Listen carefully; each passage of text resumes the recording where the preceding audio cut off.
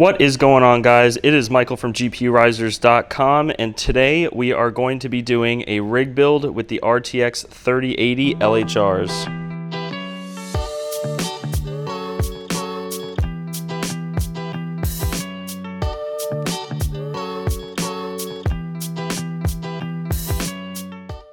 So right off the bat, this is the 3080 LHR that we did a test on. We did a 3-part series on this card. And since this, we have gotten 2 ASUS and 1 GB. And Gigabyte definitely takes the cake for largest and bulkiest box. But we'll get into these graphics cards later. I just kind of wanted to do an overview of what we are using. Now, real quick, if you saw my test bench upgrade, that is where we use the ROG Maximus. This is just currently housing a older Z170 board. Actually, correction, a Z270 SLI board. It has 8 GB of DDR4 RAM, and it also has a G4400 Celeron processor. So we will be using that board. Now, the reason why I'm not bothering to use a mining motherboard with this is because I do plan to keep this as a RTX 3080 LHR build, meaning I am not going to be putting more than 6 of these cards on the single rig. That said, with only 6 of these cards, I really only need 6 PCIe slots, which this board can do.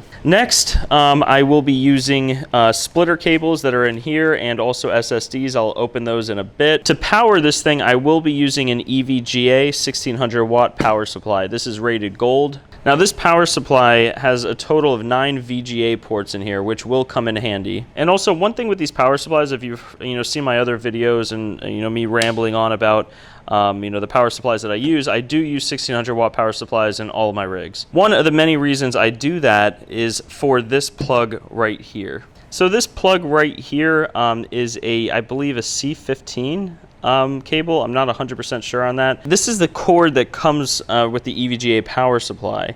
It's a little bit thicker. It's a square rather than that odd little shape that the other one is. But the most important thing to me with this plug is that these cables do come with 12 gauge wire, which 12 gauge you can see right there, 12 AWG. Now, when you're carrying a lot of wattage, you want to have a thicker cable. And by thicker cable, it is a lower gauge cable. There's a lot of flimsy cables that you can use with other power supplies with the, the standard plug. However, the gauge on those I've seen go up to 18 gauge wire, and that's just way too thin for the amount of wattage that we're going to be pulling through this, especially with the RTX 3080s. So that's why I've swapped out all of my power supplies with 1600 watt power supplies. I've had them for years. They have 10-year warranties on them. They're fantastic power supplies. They all come with this different kind of plug, which allows you to use this 12 gauge cable. Most of the time, I do use the cable that came with it from EVGA. However, as time has gone on, I have switched over to one from Triplite. Let me put this over here. I can show you this cable right here. Now, this is a C19, so I was right about that, but it's a 5-20p. And the 20 right there stands for 20 amps. And so this is also 12 gauge wire just like this. However, I'm going to open this up and show you the difference and why I use these. Here we have it opened. Here is the cable, the same plug-in as the one from EVGA.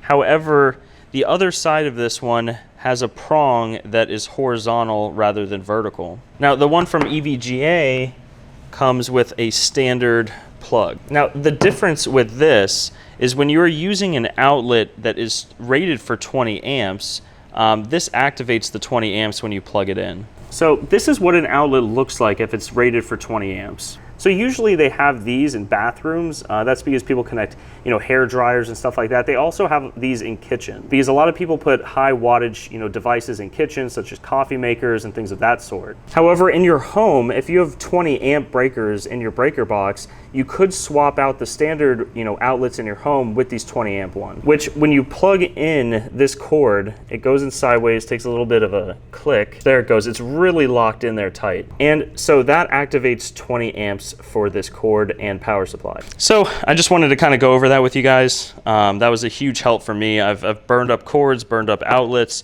and it just is not worth it anymore, especially with the expensive cards and hardware that you use for these rigs. So long story short, I hope that helped some of you guys. This is what I use on the majority of my rigs. So we will put that over there for later. We will put the power supply over here, get the motherboard out of the way. Next, we will be opening the package here from GPURisers.com, as everyone else says, or just I'll say us. Now in here we have 2 SSDs. Now you're probably asking, why do I have 2 SSDs? And the answer is I am going to be using one for a completely different rig. So this is what we will be using to boot up this rig. So this is our GPURisers.com branded SSDs. These are pretty standard SSDs. I've noticed a lot of the times when trying to get a hold of some SSDs, sometimes you have to pay a huge premium for 250 gigs, 500 gigs, or terabyte drives, where the Linux distros that a lot of people load, such as Hive and MinerStat and Simple Mining, only require about, I want to say, 10 gigabytes, plus you could do a memory swap and add a little bit more, but 64 gigabytes is more than enough for these Linux distros. So that said, we will be using our branded GPURisers.com SSDs to boot this rig. The next thing that we have is our splitters. So here are our splitter cables. I believe we have 6 of them here. So these are 3080s that run about 220 watts, 230 watts, which, when I did the testing and everything like that, it was fine using just a single 8-pin splitter. However, I think in this instance, especially since I only have 4 of these currently, I will be using these splitters instead to power 1 PCIe slot on the graphics card and then a riser, which brings us into the next thing that we will be using.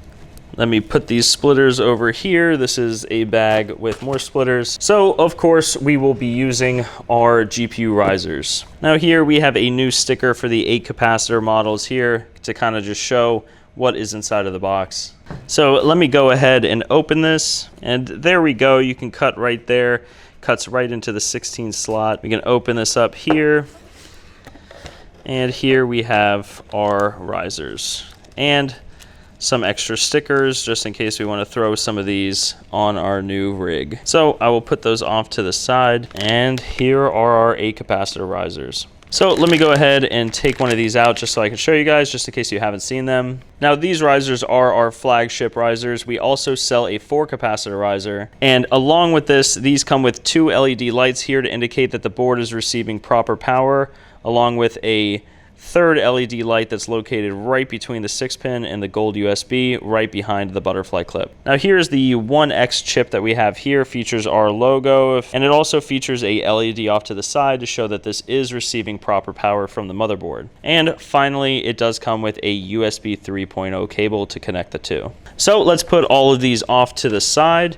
And I brought more risers for another project that we're going to be doing, but I'm going to put those off to the side for now. And as of publishing this video, these are in stock on our website at GPURisers.com. We did have to do back orders for about a week. Logistics have been getting a little bit crazy around the world again. And so there's been all these COVID restrictions going on again. As soon as a pilot lands, they have to stay for a couple of days, and it's causing just, a very long backlog of, international, imports and exports and everything like that. But we're working our hardest to get these in stock for you guys. You can't rush quality. And a big thing of what we do sell is quality risers, and we do not rush production of these. So if you see them on back order, usually there'll be a note on our website that says, about a week or, a specific date, or maybe even, orders placed today will be shipped, 7 days from now. However, if they are in stock on our website, they do ship same day or next day. So enough of the shameless plug. I'll put these off to the side and get into the frame that we're going to be using. So this frame, I'm going to take it out and, build it and everything like that. But real quick, this is just a generic 12 GPU frame. Now there are some companies that sell these, however, these are, generic. I did buy a good amount of these because I do want to switch over a lot of my rigs to them. Now I bought one of these a while ago. It supposedly holds 12 cards. However, in my experience, it fits 8 very comfortably. Larger cards, especially these. I would only really recommend 6 3080s or 3090s on a frame this size. However, you know, if you do have, you know, thinner 5600s or 5700 XTs, or even, you know, if you happen to get lucky and get 3060 Ti's that are, you know, relatively thin, I would say 2 slots or less, you could easily fit 12 of them on this. I have 8 3070s on one of these running just fine. So enough of that. I'm going to go ahead and get this built, and then I will be right back. Now we have the 12 card rig frame now built. I really do enjoy this model. It has nice foam bars right here for your risers to sit on. It is not that wide. I think I'm going to be putting all 4 of these actually on the top row because heat does rise. Eventually I do plan on having 3 on the top here and 3 on the bottom row. And once I do get the 4 of these put on here, especially with some of these thicker ones here, you'll see the spacing a little bit better. Now the cards will shoot air that way and upward. So right here is actually where you normally put your fans. I do need to get a couple 120 millimeter fans. However, this holds 8 of them, and in all honesty, it doesn't really feel like they move a whole lot of air. I could switch over to the 8 GPU rig frame that I have currently, and I actually have 2 200 millimeter fans on there, and they actually do move a good amount of air. Now here you can see a older blue cable there. This is 8 3070s, and in the back here you can actually see the 2 large 200 millimeter fans. Now this actually does move a good amount of air out of this frame, so I might end up actually doing that as well on the other one, but for now let's switch back. So I don't know, maybe I'll do 120 millimeter fans. I don't know. I think I'm going to stick with the larger fans on this. For now though, 8 cards, I'm not even going to need fans on this. Especially the cheaper 120 millimeter fans that you can buy. They really don't move a whole lot of air. If you have, you know, 8 Noctua fans on here, that's a whole different story. However, those do get a little bit pricey. I don't really want to spend $100 just on fans. But let's figure that out at a different time. Let's go ahead and get this thing built. The first thing we are going to do is put the motherboard on here. Now they have different standoff screws. This comes with different, you know, the little gold pieces that will make the motherboard stand off of this. So some people just lay cardboard here. However, I do move these around occasionally. So I'm going to do this, I don't want to say the right way, but I'm going to install the motherboard screws on here that fit the Z270 that I took off, and get that installed. So I'm going to do that right now, and then I'll switch back. All right, guys, we have the Z270 now installed on the mining frame. Now what we're going to do is put our 1600 watt EVGA power supply onto the frame. Now I'm going to put the power supply over here on the left. On the top of the motherboard here, we're going to have all of our GPURisers cords that are going to be coming up and onto the risers for the graphics cards here. So just for cable management purposes, I will be putting it over here. So let's go ahead and get this thing put on. All right, we have the 1600 watt EVGA power supply in. I did have to move these brackets right here up to the front slot here. This power supply is quite long. So what's nice about this is it is a modular power supply, so we can plug things in as we go. We don't have to have all the cords dangling there. I'm going to start with the motherboard cord, the CPU cord, and then we can start loading up the 8 pins. So let me go ahead and plug in the motherboard and CPU and get a couple of 8 pins ready. So everything's plugged in right now, the motherboard and the CPU, that is. I'm just going to boot this power supply up and just make sure that the motherboard's receiving power before we continue anywhere, just so that if we do have to troubleshoot, we can narrow it down easier. So let's power this on. Motherboard boots up just fine. This already has the setting in the BIOS to boot back on for AC power loss. So that's why this is booting up right now. So everything looks good. We're going to go ahead and turn this off. And now we're going to start putting on the graphics cards. I did add some stickers real quick. We have our 8 capacitor riser sticker right here that we seal the boxes with, and also our holographic circle sticker for our logo. So we really only have these stickers here to seal the boxes whenever you do buy 8 capacitor risers. However, If you're checking out on our website, there's an option somewhere in the checkout page where you could put a note for the order. We do read the notes. We read all of them. We do appreciate all the kind words. But if you drop a note and say that you would like some of these stickers, we could throw a couple in there for you. And also, every order does come with a holograph sticker, but if you do want these, just let us know. We're happy to send them. So let's go ahead and start unboxing these graphics cards. All right, so we have 3 of the 3080s unboxed. I wasn't gonna actually show any of the unboxing. I know I did that with the Zotac 3080. These Asus Tufts are exactly identical, same exact model as the 3080s, 3070s. But after opening this real quick, I kind of wanted to show you guys just how ridiculous Gigabyte went on this one. Here is the card. I mean, wow. Is that a 4-slot card almost? Let me go ahead and take out get rid of the box and everything like that, and I can show you guys some comparisons with the other cards. So here we got the plastic off. This is just, I have a couple of these version cards, the same kind of, style with the screen on here. However, they're all 3060 Ti's, 3070s. I've never seen one like this. And I know this is the extreme model, but let me go ahead and just we'll put the Zotac 3080 next to it. I guess that doesn't look so crazy there at that angle, but I think that angle probably shows it best. I mean, this is just huge. And this card is actually pretty big too. This is not a small card. I mean, if you were to put a 3060 next to this card, and we got triple 8-pin right there. I mean, this is a big card too. I mean, this is beefy, but I mean, this is just an actual like paver brick. So 6 of these will definitely not fit on a single row. I'm contemplating actually putting this on the bottom by itself. I do like to future-proof as much as I can. When the 30 series originally came out, the non-LHRs, I was like, okay, great.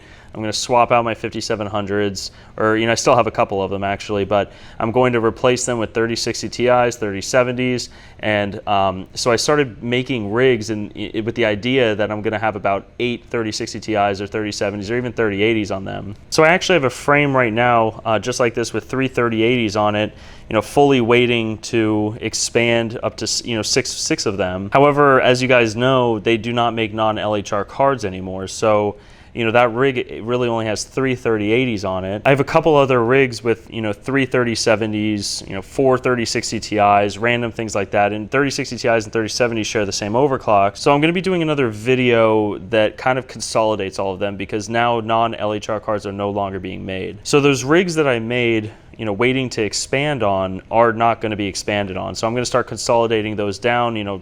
Basically every 2 rigs that I have, I can consolidate down into 1, because I do have 1600 watt power supply. So I'm going to start doing that. However, I wanted to get this build going. I haven't been able to get my hands on more than 4 of these 3080 LHRs. However, I'm fairly confident that they're going to keep coming out. They're going to be easier to get. So I'm going to already put this on a 12 GPU frame here, because I have a good feeling I'll be able to get 2 more of these to expand onto this. But yeah, I just wanted to touch on that real quick. So enough of the rambling. Let's go ahead and get all of these cards onto the frame. And for whatever reason, every time I plug in one NVIDIA card, there's just usually issues. I'll usually plug in one card and then, run the operating system, run the overclocks, make sure everything's good, the one card's mining and everything, and then, just add cards as they go, because it's going to be the same overclocks if it's the same cards. However, in this case, I always have issues with only one NVIDIA card, so I'm going to put 2 of these on and boot it up, make sure it's reading in minor stat. Then I'm going to make sure the overclocks are going okay, and then I can add the other 2 and it'll just replicate down the line.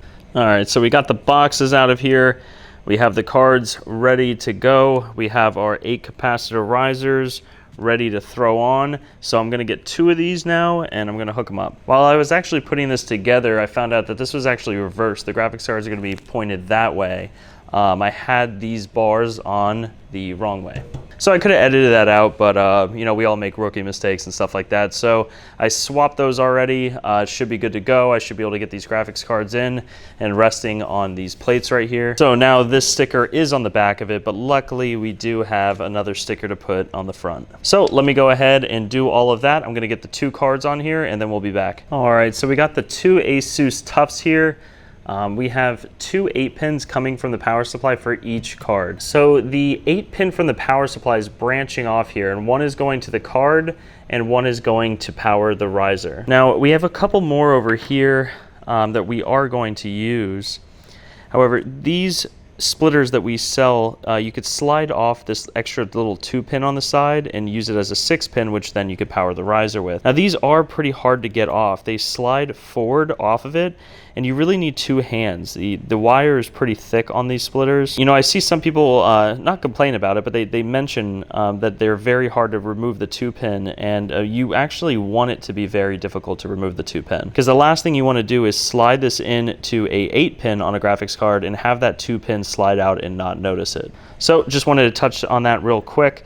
We will save those for later. Let's go ahead and flip on the power switch here. Looks like we have power to both cards. Both risers are receiving power. Motherboard, both 1X chips are receiving power. That is good. Let's go ahead and turn this off for now. So what I'm going to be doing now is getting our SSD ready and flashed with MinerStat OS. So I will be right back after this is flashed. I'm going to hook this up to the internet and just make sure that both of these cards are being read, and then I'm going to go ahead and install the last 2 cards. All right, so we got the two 3080 LHRs installed and going.